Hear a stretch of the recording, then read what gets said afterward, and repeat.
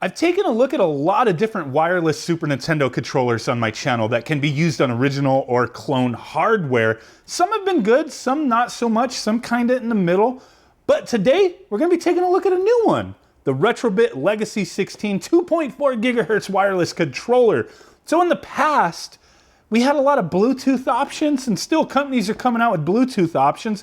8-bit though, they had the SN30 with the retro receiver. Fine option. Bluetooth's very versatile. We could do a whole video talking about 2.4 gigahertz Bluetooth, the differences, the similarities, what they share, what they, all that good stuff. But ultimately, the thing that a lot of gamers want is 2.4 gigahertz because of the lower latency, the polling, all that good stuff, non-interference. There's a lot of benefits to 2.4 gigahertz that a lot of companies are now seeing, like, hey, let's embrace that. Let's put that out there for these people, right? 8-bit though themselves embraced it, put these things out, which you can pretty much not get anymore for one reason or another. Now I just have to be upfront. I love this controller from 8-bit though, and I don't think anything will change me from wanting to use this as my standard Super Nintendo controller. This could be an option for you. It could be an option for me. I don't know. I really haven't used it yet, but I wanted to test this out today and see what to do. Now, for the price, this is $30. Pre-orders are live. They did send this to me for purpose of review. They did state that they got their stock in. They're shipping it out to retailers. So retailers should be getting that stuff out pretty soon to those people who have ordered this thing or looking to order it. But the cool thing with this is that it's dual purpose. So it can be used on original hardware. Super Nintendo comes with Super Nintendo adapter for that original port. And then it comes with a USB receiver for the Nintendo Switch or other USB enabled devices like PC. So here's the box, looking nice. A lot of information. I'm not gonna read any of it. Let's go ahead and get this thing out because we got to test it. We're gonna be testing the D-pad, everything. I have a test program on here I just wanna kind of take a look at. But let's go ahead and get this out of here. What do we got in the box? So we do have a manual. Normally I don't care about the manuals, but with this, it does come in handy if you need to be reminded of certain things. The default button inputs for D input, X input, Switch, and Super Nintendo, you could reference that. To switch between D input and X input, if you're using that USB adapter, hold start and B for 5 seconds. So you should get between 10 to 12 hours of playtime on a full charge. Full charge about 2 hours, over 2 hours, 2 to 3 hours to charge. So there's that. We're done with that. You also get a, what the heck? Okay, you get a little thank you card, little foiling going on there. And oh, that just like glimmered in my eye. Why the heck did they do it this way? This little thank you card, it has like gold foiling on the edge. Did this card cost more than the controller to make? What the heck? Okay, I guess, man. What else do we got in the box? We have a USB-C. I freaking love you, USB-C, because when you're charging something, especially if you have kids and like, oh my God, could the ports for charging get all scratched up, janked up? USB-C, don't matter which way you put it in, you ain't scratching, you ain't scuffing, you ain't damaging.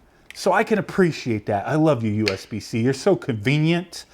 But here's the controller. Let's get into it. We have, as I said, this is dual purpose for the Switch, a bunch of stuff. So that's why we have these analogs down here. The form factor is very similar to an original Super Nintendo style controller. You just don't have that curve in at the bottom because of the analogs. But comparing it to like the 8-bit though, the thickness, about the same thickness. Looks about the same other than, like I said, that one little, you got the little curves down here, the handles. This you do not. It's just like a little sausage. It's a sausage, right?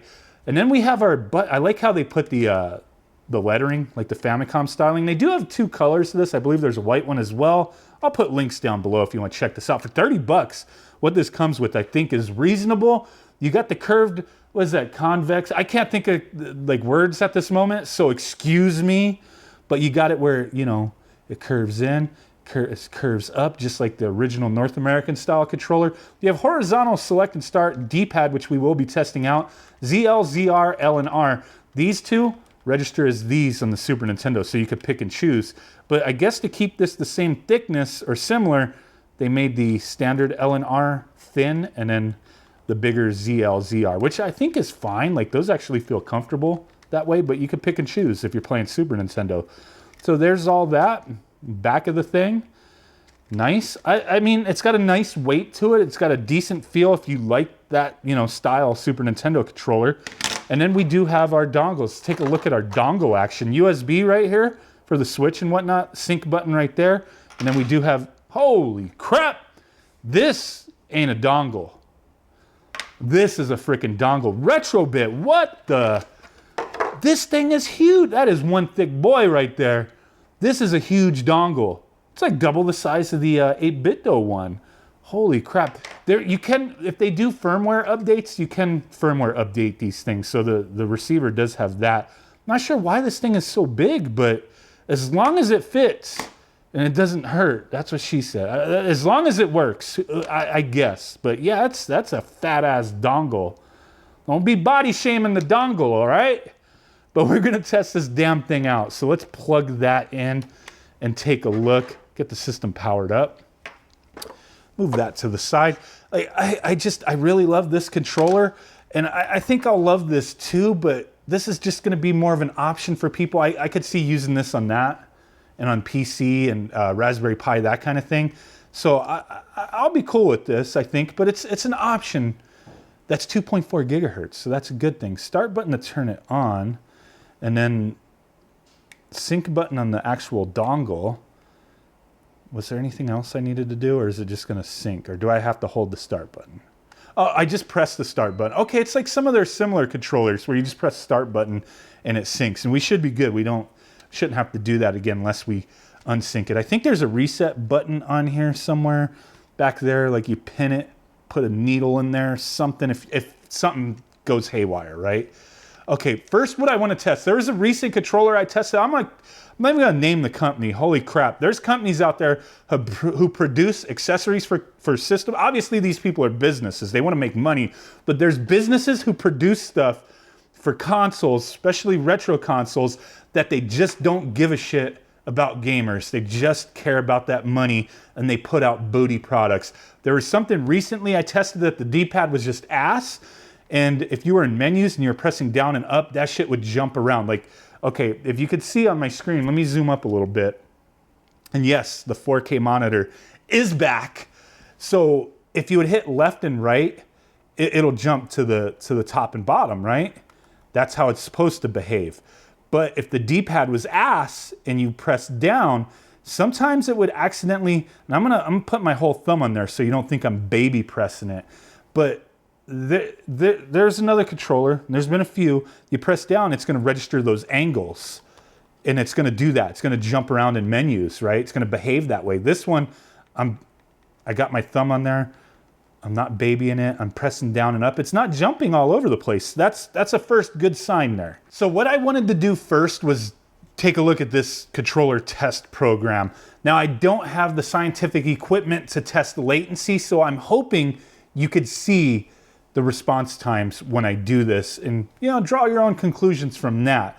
But in this program here, it's just gonna ask us to press buttons at first. So we're gonna press up, left, down, right, and then it's gonna ask for the diagonals. Now we could do all this separately in a second, so we just have to get through this.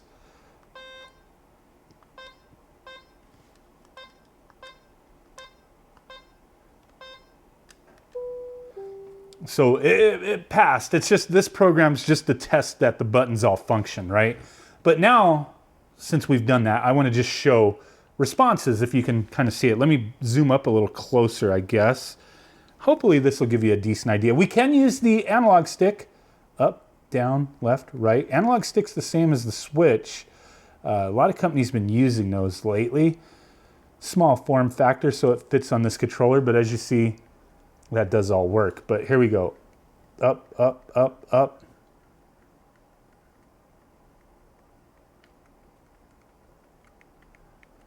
Just trying to press these so you could see me press and the response on the screen. Your monitor as well is going to contribute the latency. Y, Y, Y, Y, X, X, X, A, B, B, B. I feel like this is pretty decent in my opinion, very similar to everything else I've tested recently. So that's a good thing. None of these other buttons will register as anything like capture or home or the right analog or even the press in on that. So there's that. Now let's test like a fighting game. See if we could do them Hadoukens and Dragon Punches.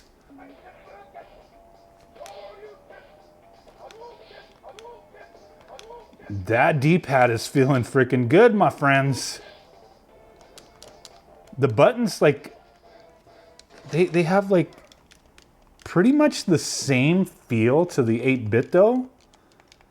Like they're not like mushy or anything. They feel pretty much the same. The D-pad, I mean, I just noticed the difference of like the little arrows that are etched into there are not on the Retro-Bit. But as far as the feel, the tension, how everything, it feels pretty similar in my opinion.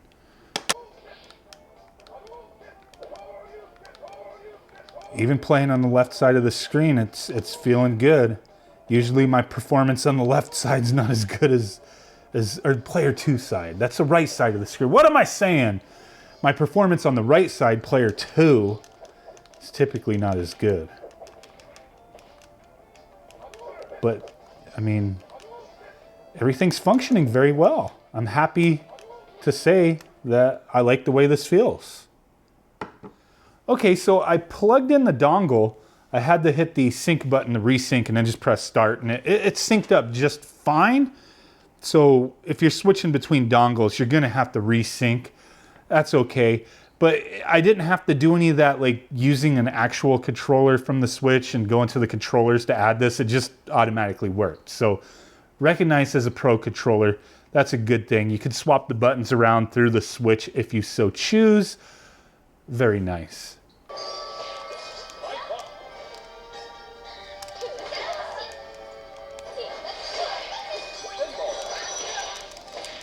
Here we go.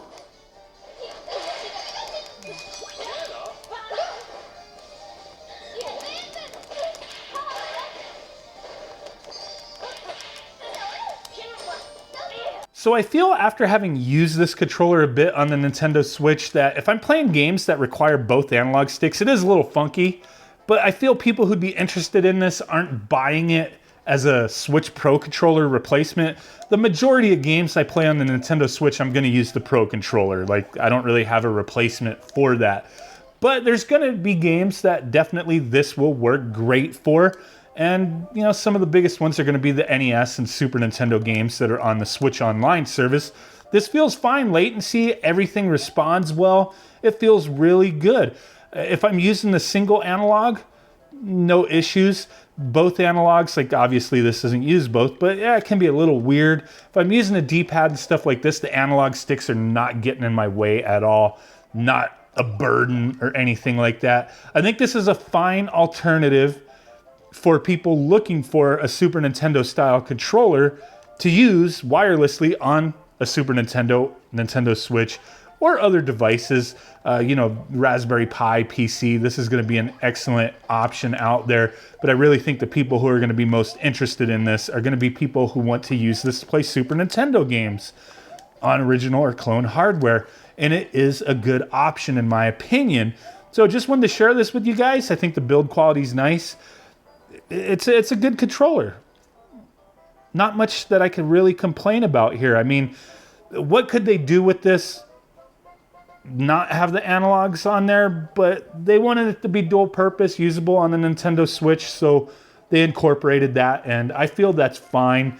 But yeah, if this style controller suits your needs for what it works on, links down below. Check it out. I'm digging it. I will use this for, you know, a few different things. I like this. So it's a nice option. It's great to have options out there. So there you go. Appreciate you guys hanging out with me. You have a big ass thumb button in your face. Peace out, bye-bye, and boom. Bye.